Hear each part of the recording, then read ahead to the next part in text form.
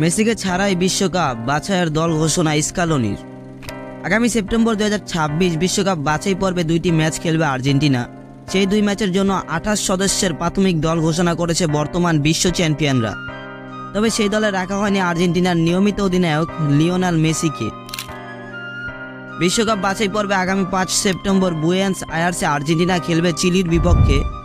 এরপর 10 সেপ্টেম্বর কলম্বিয়ার মাঠে খেলবে আলবিসেলেস্তারা। গেল মাসের কোপার ফাইনালে পায়ে ইনজুরিতে পরে মাঠ ছাড়েন মেসি। এরপর জানা যায় দীর্ঘ সময়ের জন্য মাঠের বাইরে থাকতে হবে আর্জেন্টিনার অধিনায়ককে, যার কারণে বিশ্বকাপ বাছাই পর্বে দলে জায়গা হয়নি মেসির। এছাড়াও কোপা আমেরিকার পর আন্তর্জাতিক ফুটবলকে বিদায় জানানো অবধারিতভাবে দলে নেই গোলকিপার ফ্রাঙ্কো আরমানি ও উইঙ্গার ডি মারিয়া। তাদের পাশাপাশি দলে নেই এজিকিয়েল প্লাসিওস, সুযোগ মেলেনি ডিফেন্ডার মার্কোস আকুনা ও লুকাস মার্তিনেজ কুয়ার্তার। গুঞ্জন উঠলেও দলে জায়গা হয়নি পাওলো দিবালার।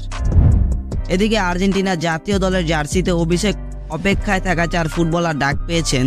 তারা হলেন 2 ফরোয়ার্ড জুলিয়ান সিমিওনে ও ভ্যালেন্তিন কাস্তনোলোস এবং 2 মিডফিল্ডার এজিকিয়েল ফার্নান্দেস ও মাতিয়াস সোলে।